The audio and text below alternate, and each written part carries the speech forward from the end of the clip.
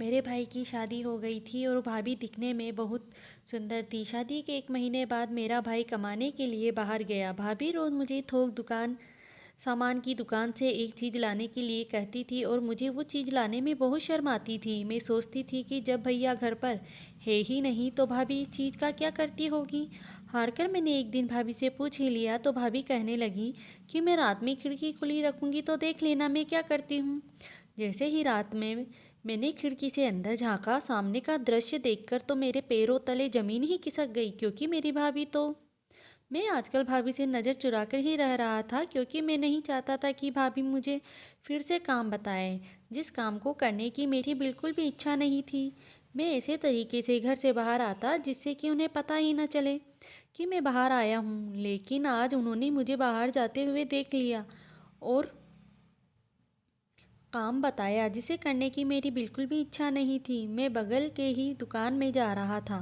भाभी ने मुझे एक चीज़ लाने के लिए कहा जो मैं नहीं लाना चाहता था, क्योंकि अब दुकानदार भी मेरा मजाक उड़ाने लगे थे और मैं भाभी को मना कर नहीं सकता था, क्योंकि माँ ने कहा था कि भाभी का कुछ भी काम हो कर देना, क्योंकि भैया घर पर नहीं है, इसलिए भाभी कोई काम कहे तो उसे कर देना। इसलिए मैं उन्हें मना नहीं कर पा रहा था। मैं वहाँ गया, एक बगल खड़े होकर दुकान खुलने की राह देखने लगा। जैसे ही दुकान खुली मैंने दुकानदार से कहा कि एक बड़ी मोमबत्ती दे दो।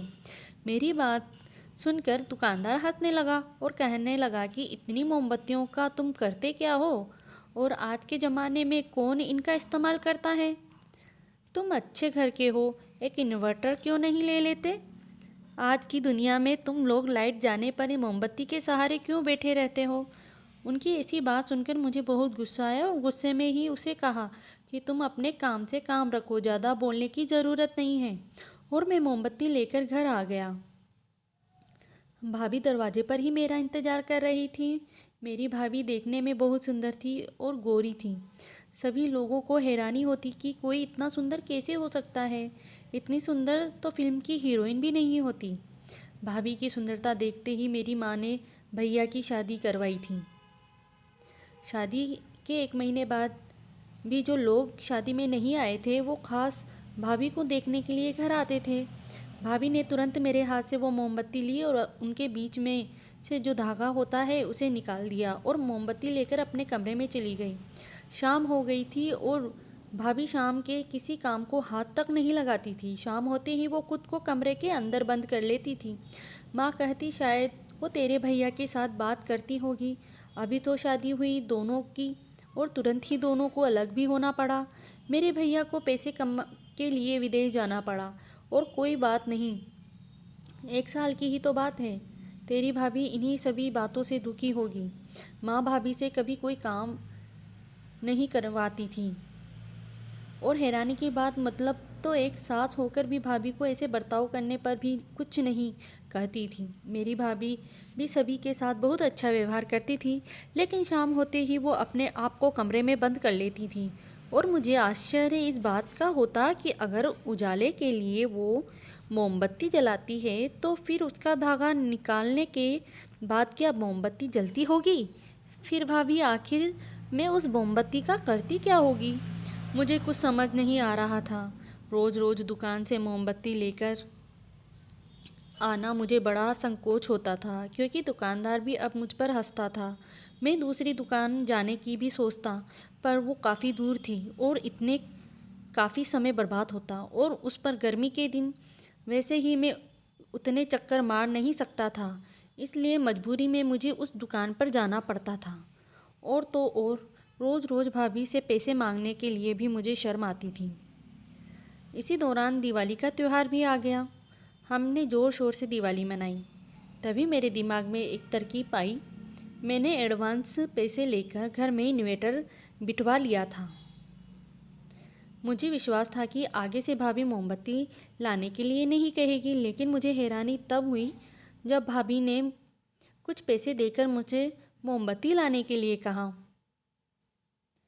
मैंने भाभी से कहा, अब तो घर में इन्वर्टर है, फिर आपको मोमबत्ती की क्या ज़रूरत है।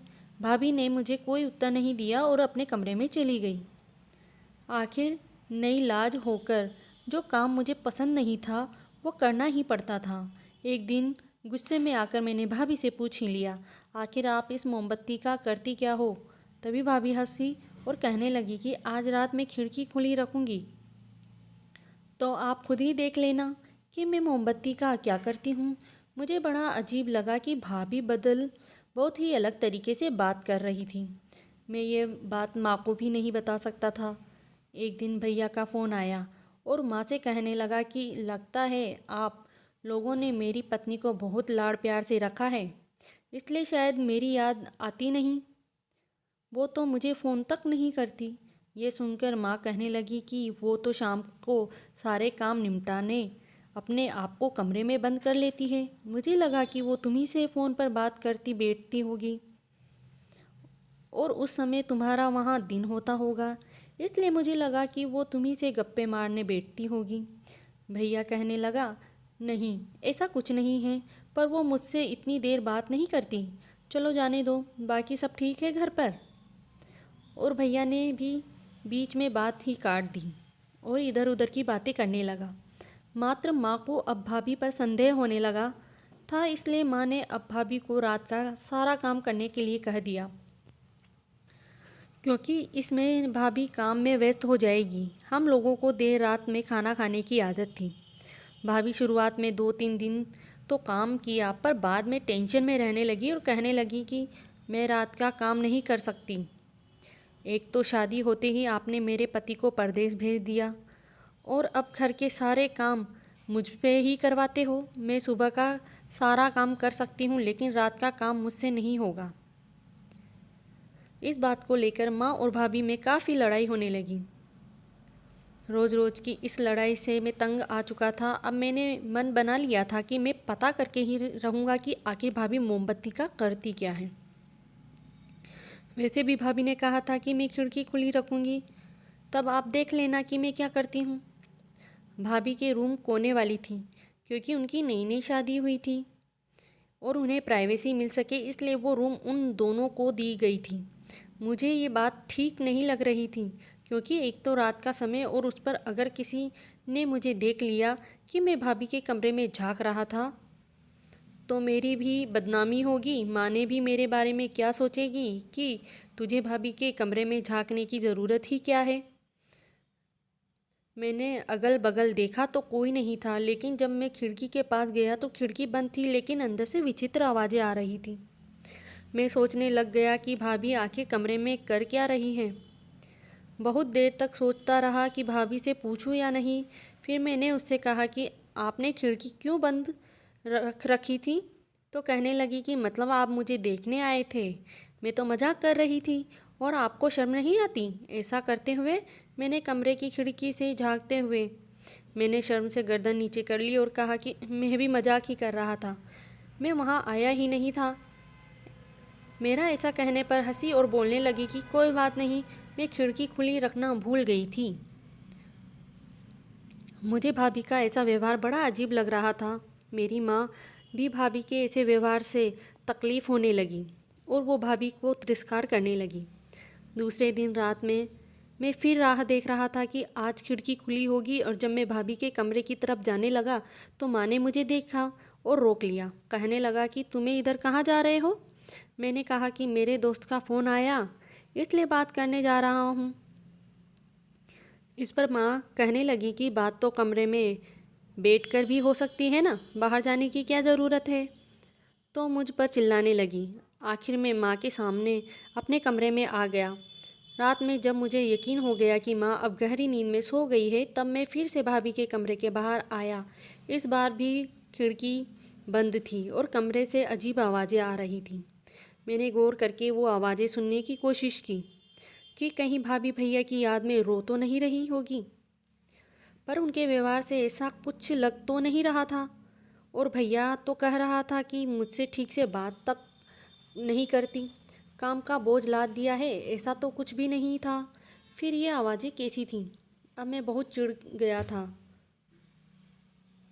दूसरे दिन मैंने भाभी से कुछ नहीं कहा, हो सकता है वो मेरे साथ मजाक कर रही हो। रोज़ कहती कि आज मैं खिड़की खुली रखूँगी, पर वो वैसा कुछ करती नहीं थी। मैं रोज़ रात में चोरों की तरह उनके कमरे के बाहर चक्कर मारता रहता था। अब तो मुझे ही टेंशन आने लगा था, इसलिए मैंने अब सोच लिया था कि अब मैं ये सारी बातें दिमाग से निकाल दूंगा। वैसे भी मुझे उनकी पर्सनल ज़िंदगी में दखल देना ठीक नहीं लग रहा था, और दूसरे को वह मुझे मोमबत्ती लाने के लिए कहे ही जा रही थी, फिर भी करता भी क्या। एक दिन अचानक भैया का फ़ोन आया कि इस शहर का माहौल बहुत ख़राब होता जा रहा है, इसलिए मैं 3 महीने की छुट्टी लेकर घर आ रहा हूँ। हम सब ये बात सुनकर बहुत खुश थे, लेकिन भाभी का चेहरा मुरझाया हुआ था। उनके चेहरे पर डर साफ नज़र आ रहा था। वे कहने लगी कि ऐसी अफवाहें तो उड़ती रहती हैं, उन्हें क्या ज़रूरत है तुरंत वहाँ से आने की। अगर काम नहीं करेंगे तो पैसे कहाँ से आएंगे। ये सुनकर माँ से रहा नहीं गया, और भाभी कहने लगी कि एक तो तेरा पति इतने दिनों बाद घर आ रहा है, इस बात को तुझे खुशी होनी चाहिए, और तू है कि पैसों को लेकर बैठी है। उस पर भाभी ने माँ को पलटकर जवाब दिया कि पैसे नहीं होंगे तो घर कैसे चलेगा। एक तो आपका बेटा कोई काम करता नहीं, और मुझे बच्चों के ट्यूशन लेने पड़ते हैं, जिसके सहारे अपना घर चलता है। और माँ भाभी से कुछ कहती इससे पहले ही माँ को शांत कर दिया और उसे उनके कमरे में जाने के लिए कहा। घर का माहौल अब बहुत ख़राब रहने लगा था। मेरी भाभी छोटी छोटी बातों को लेकर ताने मारती थी। शायद उनके अच्छा व्यवहार करने का नाटक खत्म हो गया था। मैं भाभी से दूर ही रहता था और अपने काम से मतलब रखता था। अगर कुछ काम बताया तो ही करता था, वरना बात तक नहीं करता था। एक दिन मैं फ़ोन बात करते हुए भाभी के कमरे के सामने से होते हुए बाहर जा रहा था, तभी जिस चीज़ के बारे में मैं सोच भी नहीं सकता था वो चीज़ हुई। भाभी के कमरे की खिड़की खुली हुई थी और लाइट भी चालू थी। मैंने अंदर का दृश्य देखने के लिए थोड़ा झांका, और सामने जो कुछ था उसे देखकर मेरे पैरों जमीन खिसक गई।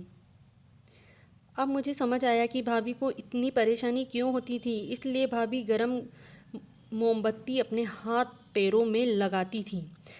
पिघली हुई मोम लगाकर जब भाभी सामने बैठी थी तो ये बड़ी अजीब दिख रही थी। अचानक उनकी नज़र मुझ पे आ गई। वो सब देखकर रात भर मुझे नींद नहीं आई। सुबह होते ही मैंने भाभी से पूछा कि रात में आप वो सब क्या कर रही थी। उस पर भाभी कहने लगी कि तुम्हें क्या लगता है मैं दिखने में इतनी सुंदर कैसी हूँ। मैं रोज़ रात मोम पिघलाकर अपने शरीर पर लगाती हूँ, जिससे मेरे शरीर की सारी डेड स्किन निकल जाती है, और उसी वजह से इतनी सुंदर हूँ। अब मुझे लगने लगा था कि ये सब और कुछ नहीं, भाभी की मूर्खता है। कोई अपने ही शरीर पर कोई कैसे अत्याचार कर सकता है। जो व्यक्ति खुद को इतनी चोट पहुंचा सकता है वो दूसरों के साथ भी कुछ भी कर सकता है। उसके बाद मैंने भाभी से बात करना ही बंद कर दिया था, और न ही किसी को कुछ बताया था। थोड़े दिनों बाद भैया भी घर आ गए थे, और पता नहीं क्यों भैया भाभी की रोज़ लड़ाई होने लगी थी। शायद भैया को भाभी की शादी से पहले के अफेयर के बारे में पता चल गया था। लड़ाई इस हद तक बढ़ गई कि भैया यहाँ तक कहने लगे कि ये एक पागल औरत है, अजीब ही हरकतें करती है, अजीब व्यवहार करती है, मैं इनके साथ नहीं रह सकता। और दोनों की लड़ाई बढ़ते बढ़ते तलाक तक पहुँच गई। हम सभी ने भैया को बहुत समझाने की कोशिश की।